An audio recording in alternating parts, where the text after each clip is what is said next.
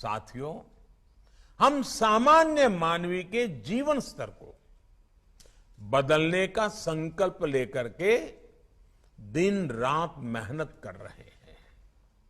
हमारा संकल्प है व्यवस्थाओं में सुधार का, हमारा संकल्प है पारदर्शिता लाने का, हमारा संकल्प है आखिरी पंक्ति में खड़े व्यक्ति तक पहुंचने का। जब हमने जनधन अकाउंट की मुहिम शुरू की तो कुछ आवाजें उठी कि गरीब बैंक खाते का क्या करेगा। यहां तक कि इस फील्ड के कई एक्सपर्ट भी नहीं समझ पा रहे थे कि इस अभियान का महत्व क्या है। लेकिन बैंक खाते की ताकत क्या होती है, ये आज पूरा देश देख रहा है। मेरा देश का सामान्य से सामान्य नागरिक अनुभव कर रहा है। बैंक और बैंक खातों की वजह से हमने गरीबों को बहुत कम प्रीमियम पर बीमा की सुविधा दी।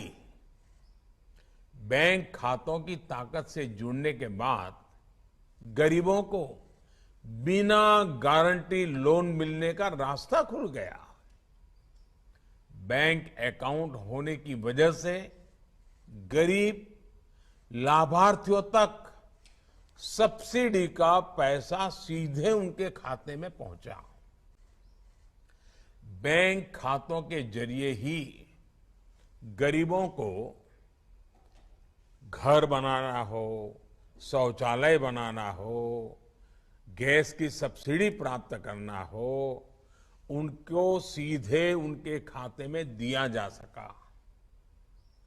किसानों को भी तमाम सरकारी योजनाओं से मिलने वाली मदद बैंक खातों की वजह से उन तक आसानी से पहुंचाई जा सकी। और जब कोरोना महामारी का दौर आया तब सीधे गरीब के बैंक अकाउंट में, माताओं बहनों के बैंक अकाउंट में सीधा पैसा पहुंचाया गया।